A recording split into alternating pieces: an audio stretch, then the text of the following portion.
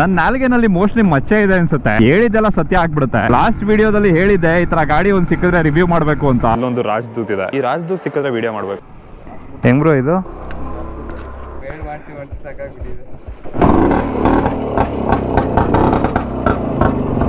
ಬನ್ನಿ ಹೋಗೋಣ. ಮತ್ತೆ ನಾನು ಓಡಿಸ್ತಾ ಇರೋಂತ ಈ ಗಾಡಿ 1981 ಮಾಡಲ್. ಅಂದ್ರೆ ಇವತ್ತಿಗೆ ಇದಕ್ಕೆ 44 ವರ್ಷ ಆಗಿದೆ. ಇನ್ನೊಂದು 6 ವರ್ಷ ಆದ್ರೆ ಈ ಗಾಡಿ ವಿಂಟೇಜ್ ಆಗ್ಬಿಡುತ್ತೆ ಗುರು. ರಾಜದೂತ್ ಅಲ್ಲಿ standard, Rajhans, GTS deluxe, ranger, deluxe, XLT, super D ಅಂತ ಸುಮಾರು ಗಾಡಿಗಳು ಬಂದಿತ್ತು. ಇದು 1962 ಇಂದ ಪ್ರೊಡಕ್ಷನ್ ಸ್ಟಾರ್ಟ್ ಆಗಿ 2005 ಅಲ್ಲಿ ಎಮಿಷನ್ ನಾರ್ಮ್ಸ್ ನ ಮೀಟ್ ಮಾಡಲಿಲ್ಲ ಅನ್ನೋ ರೀಸನ್ ಗೆ ಸ್ಟಾಪ್ ಆಯ್ತು. ರಾಜದೂತ್ ನ ಮಾಡಿದ್ದು ಕೂಡ ಎಸ್ಕಾಟ್ ಗ್ರೂಪ್ಸ್ ಅವರು. RD 350 ನ ತಂದಿದ್ದು ಕೂಡ ಯಮಹಾ ಎಸ್ಕಾಟ್ ಗ್ರೂಪ್ಸ್ ಅವರು. ಸಸ್ಪೆನ್ಷನ್ ಏನ್ ಬ್ಯೂಟಿಫುಲ್ ಆಗಿದೆ ಗುರು ಇದರಲ್ಲಿ. ಆಕ್ಚುಲಿ ಬ್ರೋ ನಾವು ಸ್ಟೂಡೆಂಟ್ಸ್, ನಮ್ಮ ಸ್ಕಾಲರ್ಶಿಪ್ ಅಮೌಂಟ್ ಎಲ್ಲ ಅದನ್ನ ಸೇರಿಸ್ಬಿಟ್ಟು ಎಲ್ಲ ತಗೊಂಡಿದ್ದು ಸ್ಕಾಲರ್ಶಿಪ್ ಅಮೌಂಟ್ ಇಂದ. ಅಪ್ಪ ಅಮ್ಮನ ಹತ್ರ ಒಂದು ಪೈಸಾನು ಇಸ್ಕೊಂಡಿಲ್ಲ. ಈ ಗಾಡಿನ ಮ್ಯಾನುಫ್ಯಾಕ್ಚರಿಂಗ್ ಮಾಡ್ತಾ ಇದ್ದು ಎಸ್ಕಾಟ್ ಗ್ರೂಪ್ಸ್ ಅವರು. ಆ ಕಂಪನಿ ಶುರುವಾಗಿದ್ದು 1944 ಅಲ್ಲಿ. ಅವರು ನಮ್ಮ ದೇಶದಲ್ಲಿ ಅಗ್ರಿಕಲ್ಚರಲ್ ಮಷಿನರಿಗಳನ್ನ ಮಾಡ್ತಿದ್ರು. 40ಕ್ಕಿಂತ ಜಾಸ್ತಿ ಕಂಟ್ರಿನಲ್ಲಿ ಅವ್ರದ್ದು ಕಂಪನಿ ಆಪರೇಟ್ ಆಗ್ತಿತ್ತು. ಅದಾದ್ಮೇಲೆ 1962 ನಲ್ಲಿ ಎಸ್ಕಾಟ್ ಗ್ರೂಪ್ಸ್ ಅವರು ರಾಜದೂತ್ ಅಂತ ಒಂದು ಗಾಡಿನ ಮ್ಯಾನುಫ್ಯಾಕ್ಚರಿಂಗ್ ಮಾಡಕ್ ಶುರು ಮಾಡ್ತಾರೆ. 2 ಲೀಟರ್ಗೆ 60 ml ಸಾಕೋಣ. ಹಳೆ ಒಂದು ರಾಜದೂತ್ ಇದೆ, ಅದಕ್ಕೆ 30,000 ಖರ್ಚು ಮಾಡಿದ್ದು. ಯೂಶಲಿ ಜಾವಾಗಳಲ್ಲಿ ಗೇರ್ ಲೆವರ್ ನೇ ಕಿಕ್ ಲೆವರ್ ತರ ಯೂಸ್ ಮಾಡಬೇಕು. ಆದ್ರೆ ಇದರಲ್ಲಿ ಕಿಕ್ ಗೆ ಸಪರೇಟ್ ಲೆವರ್ ಕೊಟ್ಟಿದ್ದಾರೆ. ಇದರಲ್ಲಿ 3 ಗೇರ್ ಇರೋದು. ಇದು ಎಲ್ಲಾ ಗೇರ್ ಮಧ್ಯೆನೂ ನ್ಯೂಟ್ರಲ್ ಆಯ್ತಾ. 2 ಸ್ಟ್ರೋಕ್ ಲೆಜೆಂಡ್ ಗಳು ಅಂದ ತಕ್ಷಣ ನಮ್ಮ ತಲೆನಲ್ಲಿ ಬರೋದು RX, ಜಾವಾ, RD, ಶೋಗನ್. ಆದ್ರೆ ರಾಜದೂತ್ 175 ಬಗ್ಗೆ ಯಾರು ಮಾತಾಡೋದಿಲ್ಲ. ಏನಕ್ಕೆ ಅಂದ್ರೆ ಸುಮಾರು ಜನಕ್ಕೆ ಗೊತ್ತಿಲ್ಲ ಈ ಗಾಡಿ ಯಾವುದು ಅಂತ.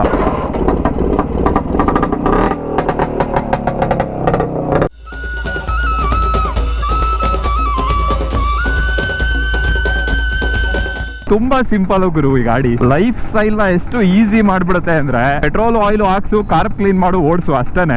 ಫ್ರಂಟ್ ಬ್ಯಾಕ್ 2 ಕಡೆನೂ 18 ಇಂಚ್ ವೀಲ್ ಇದೆ, 2 ಕಡೆನೂ ಡ್ರಮ್ ಬ್ರೇಕ್ ಇದೆ. ಇದರಲ್ಲಿ ಹಾಕಿರುವಂತ ಅಷ್ಟು ಪಾರ್ಟ್ಸ್ ಮೆಟಲ್ ಏನೆ. ತಿರ್ಗಾ ಒಂದೊಂದು ಪಾರ್ಟ್ಸ್ ಕೂಡ ರಾಜದೂತ್ ಇದೆ. ಆಕ್ಚುಲ್ ಆಗಿ ಇದು ಸಿಗೋದಿಲ್ಲ ಬ್ರೋ, ಮೆಟಲ್ ಬರುತ್ತೆ. ಮೆಟಲ್ ಬೇರೆ ಸ್ಟೇಟ್ ಇಂದ ತರಿಸಬೇಕು. ಇದರಲ್ಲಿ ಇನ್ನೊಂದು ಬ್ಯೂಟಿ ಏನು ಅಂದ್ರೆ ಅವಾಗ ಬರ್ತಾ ಇದ್ದಂತ 2 ಸ್ಟ್ರೋಕ್ ಗಾಡಿಗಳಲ್ಲಿ ಸ್ಲೋಯೆಸ್ಟ್ ಅಂದ್ರೆ ಇದಾನೆ. ಇವಾಗಿನ ಕಾಲದಲ್ಲಿ ಜನ ನಾನೇ ಫಾಸ್ಟ್ ಆಗಿ ಹೋಗ್ಬೇಕು, ನಾನ್ ಮಾತ್ರ ಬೆಳಿಬೇಕು, ನಾನೇ ನಂಬರ್ 1 ಆಗ್ಬೇಕು ಅಂತ ಯೋಚನೆ ಮಾಡ್ತಾರೆ. ಆದ್ರೆ ಅವಾಗಿನ ಕಾಲದಲ್ಲಿ ಜನರು ಮೈಂಡ್ ಸೆಟ್ ಆತರ ಇರ್ಲಿಲ್ಲ. ಏನಕ್ಕೆ ಅಂದ್ರೆ ಅವಾಗೆಲ್ಲ ಜೀವನದಲ್ಲಿ ವ್ಯಾಲಿಡೇಷನ್ ಗಿಂತ ಜಾಸ್ತಿ ಕಾಂಟ್ರಿಬ್ಯೂಷನ್ ಮ್ಯಾಟರ್ ಆಗ್ತಿತ್ತು. ಇವಾಗ ಕಾಂಟ್ರಿಬ್ಯೂಷನ್ ಕೂಡ ವ್ಯಾಲಿಡೇಷನ್ ಗೋಸ್ಕರ ಮಾಡ್ತಾರೆ. ಕನ್ಫ್ಯೂಸ್ ಆಯ್ತಾ? ಇದು ನಾವು ತಗೊಂಡಿದ್ದು ಫುಲ್ 45 ಗೆ ತಗೊಂಡಿದ್ದು. ಸೇಲ್ ಅಂತೂ ನಾವು ಮಾಡಲ್ಲ.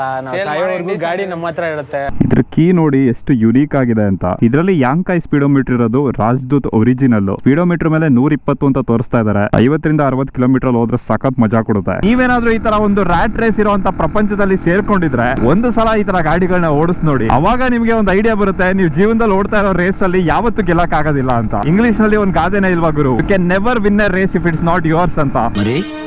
ಅಮೆರಿಕಾ ಕಾನ್ವೆಂಟ್ ಓದಿದ್ದು. ನಮ್ಮೂರ ಹೆಸರು ನವಿಲೆ ಅಂತ. ತುಂಬಾ ಚಿಕ್ಕ ವಯಸ್ಸಿಂದನೂ ನನಗೆ ಡ್ರಾಯಿಂಗು, ಡ್ಯಾನ್ಸು ಈ ತರ ಆಕ್ಟಿವಿಟೀಸ್ ಅಂದ್ರೆ ತುಂಬಾನೇ ಇಷ್ಟ. ನಾವು middle class family. Middle class ಅಲ್ಲಿ ಸ್ವಲ್ಪ ಕೆಳಗಡೆ. ಹ್ಯಾಲೋಜನ್ ಹೆಡ್ಲೈಟ್ ಇದೆ, ಹ್ಯಾಲೋಜನ್ ಇಂಡಿಕೇಟರ್ ಇದೆ, ಹೈ ಬೀಮ್, ಲೋ ಬೀಮ್ ಇದೆ, ಲೈಟ್ ಆನ್ ಆಫ್ ಸ್ವಿಚ್ ಇದೆ, ಇಂಡಿಕೇಟರ್ ಸ್ವಿಚ್ ಇದೆ, ಹಾರನ್ ಸ್ವಿಚ್ ಇದೆ. ಬಟ್ ಹಾರನ್ ವರ್ಕ್ ಆಗ್ತಿಲ್ಲ.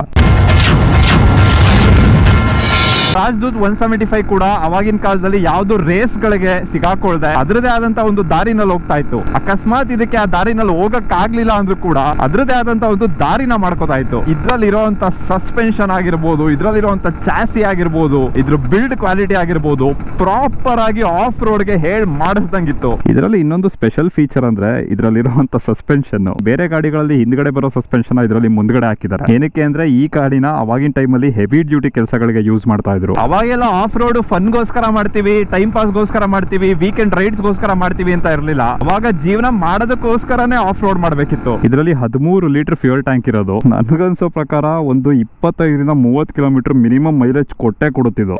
ನನಗಂತೂ ಈ ಜೀವನವೇ ಬೇಸರವಾಗಿ ಹೋಗ್ಬಿಟ್ಟು. ಸುಮಾರು ಜನ ಫಾರ್ಮರ್ಸ್ ಆಗಿರ್ಬೋದು, ಈ ಬೆಟ್ಟ ಗುಡ್ಡ ಪ್ರದೇಶದಲ್ಲಿ ವರ್ಕ್ ಮಾಡೋರಾಗಿರ್ಬೋದು, ಕಷ್ಟಕರವಾದಂತ ದಾರಿನಲ್ಲಿ ಹೋಗೋರಾಗಿರ್ಬೋದು, ಇವರೆಲ್ಲರೂ ರಾಜದೂತ್ 175 ನ ಯೂಸ್ ಮಾಡ್ತಾ ಇದ್ರು. ಅದಕ್ಕಿಂತ ಹೆಚ್ಚಾಗಿ ನಿಮ್ಮ ಅಪ್ಪನ್ನ ಕೇಳಿ, ಆಕ್ಚುಲಿ ನಿಮ್ಮ ಅಪ್ಪನ್ ಗೊತ್ತಿರಲ್ಲ, ನಿಮ್ ತಾತನ ಕೇಳಿ ರಾಜದೂತ್ ಗಾಡಿ ಯಾವ್ದು ಅಂತ. ಅವಾಗಿನ ಟೈಮ್ ಅಲ್ಲಿ ಇದು ಪೊಲೀಸ್ ಗಾಡಿ ಅಂತಾನೆ ಫೇಮಸ್ ಆಗಿತ್ತು. ಈ ಸೌಂಡ್ ಕೇಳಿದ್ರೆ ಇವಾಗ ಎಲ್ಲರೂ ತಿರುಗಿ ನೋಡ್ತಾರೆ, ಆದ್ರೆ ಅವಾಗಿನ ಟೈಮ್ ಅಲ್ಲಿ ಸೌಂಡ್ ನೋಡಿದ್ರೆ ಎಲ್ಲರೂ ತಿರ್ಕೊಂಡು ಓಡೋಗ್ಬಿಡ್ತಾ ಇದ್ರು, ಎಸ್ಪೆಷಲಿ ಕಳ್ಳರು. ಇದರಲ್ಲಿ ಡಬಲ್ ಕ್ರೇಡಲ್ ಫ್ರೇಮ್ ಇದೆ. ಈ ಪರ್ಟಿಕ್ಯುಲರ್ ರಾಜದೂತ್ ಅಲ್ಲಿ ಇರೋದು 173cc 2 stroke air cooled engine, 9 bhp ಇದೆ, 14 ನ್ಯೂಟನ್ ಮೀಟರ್ ಟಾರ್ಕ್ ಇದೆ. ಇದರಲ್ಲಿರುವಂತ ಸೀಟಿಂಗ್ ಪೊಸಿಷನ್ ಎಷ್ಟು ನ್ಯೂಟ್ರಲ್ ಆಗಿದೆ ಅಂದ್ರೆ ಇವಾಗ ಬರ್ತಿರೋಂತ ಎಷ್ಟೊಂದು ಗಾಡಿಗಳಲ್ಲೂ ಕೂಡ ಈ ತರ ಕಂಫರ್ಟ್ ನ ನಿಮ್ಗೆ ನೋಡಕ್ ಸಿಗೋದಿಲ್ಲ. ಈ ಸೀಟ್ ಸೀಟ್ ನ ಈ ತರ ಎತ್ತಿದ್ರೆ ಕೆಳಗಡೆ ಸ್ಟೋರೇಜ್ ಇದೆ. ಇಲ್ಲಿ ಗಾಡಿ ಕ್ಲೀನ್ ಮಾಡಕ್ಕೆ ಬಟ್ಟೆ, ಒಂದ್ ಎಕ್ಸ್ಟ್ರಾ ರಾಜದೂತ್ ಲೋಗೋ, ಮತ್ತೆ ಒಂದ್ ಬಾಟಲ್, ಒಂದ್ ಎಕ್ಸ್ಟ್ರಾ DB ಕಿಲ್ಲರ್. ಮಫ್ಲರ್ ಇದು ಕಟ್ ಮಾಡಿ ಹಾಕ್ಸ್ಕೊಂಡ್ರೆ ಸ್ಟಾಕ್ ಇಷ್ಟು ಬರುತ್ತೆ, ಬಂದ್ರೂ ಈ ರೇಂಜ್ಗೆ ಸೌಂಡ್ ಬರುತ್ತೆ. ಗಾಡಿ ಓನರು ಇನ್ನೂ ಇದ್ರದ್ದು ಒರಿಜಿನಲ್ RC ಬುಕ್ ಎಲ್ಲ ಇಟ್ಟಿದ್ದಾರೆ. ಇವಾಗಿನ ಕಾಲದಲ್ಲಿ ಫಸ್ಟ್ ಸ್ಟ್ಯಾಂಡ್ ಗಾಡಿಗಳನ್ನ ಒಂದು ಪ್ರೈಡ್ಗೋಸ್ಕರ ತಗೋಬೇಕಾಗಿದೆ, ಅದನ್ನ ಬಿಟ್ರೆ ಬೇರೆ ಇನ್ನೇನು ವ್ಯಾಲ್ಯೂಸ್ ಇಲ್ಲ. ಆದ್ರೆ ಇಮ್ಯಾಜಿನ್ ಮಾಡಿ, ಈ ತರ ಗಾಡಿನ ಆ ಟೈಮಲ್ಲಿ ಫಸ್ಟ್ ಸ್ಟ್ಯಾಂಡ್ ಅಲ್ಲಿ ತಗೊಂಡು 44 ವರ್ಷ ಈ ಗಾಡಿನ ರನ್ನಿಂಗ್ ಕಂಡೀಷನ್ ಅಲ್ಲಿ ಇಡಕ್ಕೆ ಎಷ್ಟು ಟೈಮು ಎಫರ್ಟ್ ಹೋಗಿದೆ ಅಂತ. ಇದಕ್ಕಿಂತ ಕಷ್ಟ ದಿನಗಳು ನೋಡಿದ್ವಿ. 1990 ಎಸ್ಕಾರ್ಟ್ ಗ್ರೂಪ್ಸ್ ಅವರು ಅವರ ಮ್ಯಾನುಫ್ಯಾಕ್ಚರಿಂಗ್ ಯೂನಿಟ್ ನ ಯಮಹಾದವ್ರಿಗೆ ಸೇಲ್ ಮಾಡ್ತಾರೆ. ಬೆಳೆಯೋದು ಎಷ್ಟೇ ಅಕ್ಕಿ ಕೊಡಿದ್ರು ಸ್ಟಾರ್ಟ್ ಆಗಲ್ಲ. ಒಂದ್ಸಲಿ ಅಷ್ಟೇ ಬ್ರೋ, ಬಿಸಿ ಆಗೋವರೆಗೂ. ಬಿಸಿ ಆದ್ರೆ ಗಾಡಿ ಫುಲ್ ನುಗ್ಗತ್ತೆ. ಥರ್ಡ್ ಗೇರ್ಗೆ ಹಾಕೋಬಿಟ್ರೆ ಸೆಕೆಂಡ್ ಗೇರ್ಗೆ ಹಾಕೋದೇ ಬೇಡವಲ್ಲ ಗುರು, ಒಂದೇ ಗೇರಲ್ಲಿ ಓಡಾಡ್ಸ್ಕೊಬಿಡ್ಬೋದು. ನೋಡ್ರಪ್ಪ ಇಲ್ಲಿ ನಮ್ ಜನ ನಿಮ್ ಪಾದ ಜೆರಾಕ್ಸ್ ಮಾಡ್ಕೊಟ್ಬಿಡಿ, ಎಲ್ಲಾ ಕಡೆ ಅಂಟಿಸ್ಬಿಡ್ತೀವಿ. ಈ ತರ ಖಾಲಿ ರೋಡಲ್ಲಿ ಥ್ರಾಟಲ್ ನ ಹಿಡ್ಕೊಂಡು ತಿರುಗಾಡ ಅಂತ ಮುನ್ಸಾಗ್ತಿದೆ. ಆದ್ರೆ ಆ ತರ ಮಾಡಿದ್ರೆ ಈ ಗಾಡಿಗೆ ಅವಮಾನ ಮಾಡ್ದಂಗೆ. ಓನರ್ ಈ ಗಾಡಿನ ಇಷ್ಟು ಚೆನ್ನಾಗಿ ನೋಡ್ಕೊಂಡಿದ್ದಾರೆ, ಅಬ್ಯೂಸ್ ಮಾಡೋದ್ ಬೇಡ. ಆರಾಮ ಥ್ರಾಟಲ್ ಕೊಡ್ತಾರೆ, ಹಂಗೆ ಬ್ಯಾಟ್ರಿ ಚೇಂಜ್ ಮಾಡ್ಕೊಬಿಡ್ತೀನಿ. ಸ್ವಲ್ಪ ಕೊಡು, ಸ್ವಲ್ಪ ಬ್ರೇಕ್ ಹಿಡ್ಕೊ ಕೊಡೋ, ಹಿಂದೆ ಕೊಡೋ. ಇದೆ ತಿರುಗು ಹಿಂದೆ. ಇಷ್ಟಪಡ್ತೀನಿ. ಓಕೆ ಫ್ರೆಂಡ್, ಬಾಯ್. ಗಾಡಿನ ಓಡಿಸ್ತಾ ಇದ್ರೆ ಏನೋ ಒಂಥರ ಪೀಸ್ ಇದೆ ಗುರು ಜೀವನದಲ್ಲಿ. ಈ ತರ ಬ್ಯೂಟಿಫುಲ್ ಆಗಿರುವಂತ ಎಕ್ಸಾಸ್ಟ್ ನೋಟ್ ಇಟ್ಕೊಂಡು ಒಂದು ಸಲ ನೀವು ಸುತ್ತಾ ಇರುವಂತ ಜಗತ್ನ ಮರೆತು ಬಿಡ್ತೀರಾ.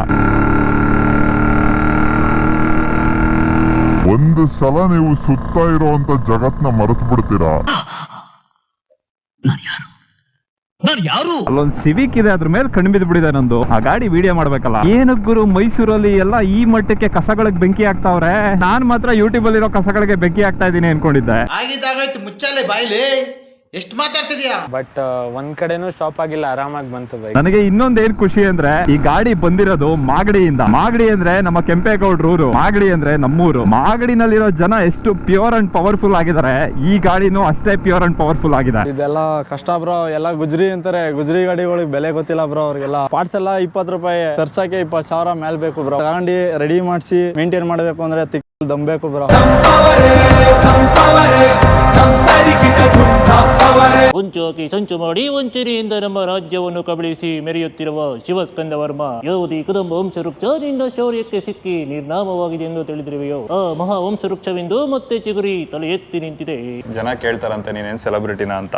ಒಂದಿನ ಆಗ್ತೀರಾ ಬ್ರೋ, ಅವಾಗ ನಾನೇ ಬಂದು ನಿಮ್ಮ ಹತ್ರ ಸೆಲ್ಫಿ ತಕ್ಕೋತೀನಿ. ಕೆಲವೊಂದ್ಸಲ ಜನ ಅಟೆನ್ಷನ್ಗೋಸ್ಕರ, ವ್ಯೂಸ್ಗೋಸ್ಕರ ನಾಟಕಗಳು ಆಡ್ಕೊಂಡು ಕಾಂಟ್ರವರ್ಸಿಗಳು ಮಾಡ್ತಾರೆ. ನೋಡ್ಬೇಕಾದ್ರೆ ನಿಮಗೂ ಒಂದಷ್ಟು ಮಜಾ ಸಿಗ್ತಾ ಇರುತ್ತೆ. ಅವನೇನೋ ಹೇಳಿದಾನಲ್ಲ, ಇವನೇನು ಹೇಳ್ತಾನೆ ಅಂತ ನೀವು ನನ್ನ ಹತ್ರ ಉತ್ತರ ಹುಡ್ಕಕ್ ಬಂದ್ರೆ ನಿಮಗೆ ಇಲ್ಲಿ ಕಾಂಟ್ರವರ್ಷಿಯಲ್ ಸ್ಟೇಟ್ಮೆಂಟ್ಗಳು ಕಾಣಿಸೋದಿಲ್ಲ, ಈ ತರ ಆರ್ಟ್ ಪೀಸ್ಗಳು ಕಾಣುತ್ತೆ. ಇಲ್ಲಿ ಡಾಕ್ಟರ್ ವಿಷ್ಣುವರ್ಧನ್ ಅವ್ರದ್ದು ಸ್ಕೆಚ್ ಇದೆ, ಇಲ್ಲಿ ಡಾಕ್ಟರ್ ರಾಜ್ಕುಮಾರ್ ಅವ್ರದ್ದು ಸ್ಕೆಚ್ ಇದೆ. ಇದೆರಡೂ ಪ್ರಾಬಬ್ಲಿ ನಾನು ಲೈಫಲ್ಲಿ ನೋಡಿರೋಂಥ ಮೋಸ್ಟ್ ರಿಯಲಿಸ್ಟಿಕ್ ಪೆನ್ಸಿಲ್ ಸ್ಕೆಚ್ ಅಂತಾನೆ ಹೇಳ್ಬೋದು. ಇದನ್ನ ಮಾಡಿರೋದು ಧೀರಜ್ ಅಂತ, ಅವ್ರದ್ದು ಇನ್ಸ್ಟಾಗ್ರಾಮ್ ಚಾನಲ್ ಇದೆ. ಆದಷ್ಟು ಜನ ಹೋಗಿ ಅವ್ರನ್ನ ಫಾಲೋ ಮಾಡ್ಕೊಂಡು ಸಪೋರ್ಟ್ ಮಾಡಿ. ಇದೇ ತರ ಒಳ್ಳೊಳ್ಳೆ ಕಲಾವಿದರನ್ನ ಬೆಳೆಸುವಂತ ಪ್ರಯತ್ನ ಮಾಡೋಣ. ಕಲೆ ಅನ್ನೋದು ಎಲ್ರಿಗೂ ಬರಲ್ಲ, ತಾಯಿ ಆಶೀರ್ವಾದ ಮಾಡಿ ಕಳ್ಸಿದ್ರೇನೆ ಕಲಾವಿದರಾಗೋದು. ತುಂಬಾ ಖುಷಿ ಆಯ್ತು ನಿಮ್ಮನ್ನ ಮೀಟ್ ಆಗಿದ್ದು. ಕಲೆ ಇರೋರು ಯಾವತ್ತು ತಲೆ ಎತ್ತಿ ನಿಲ್ಬೇಕು. ಕಲೆ ಇಲ್ಲದ ಕಲೆ ಇಲ್ಲ ಕಾಂತ.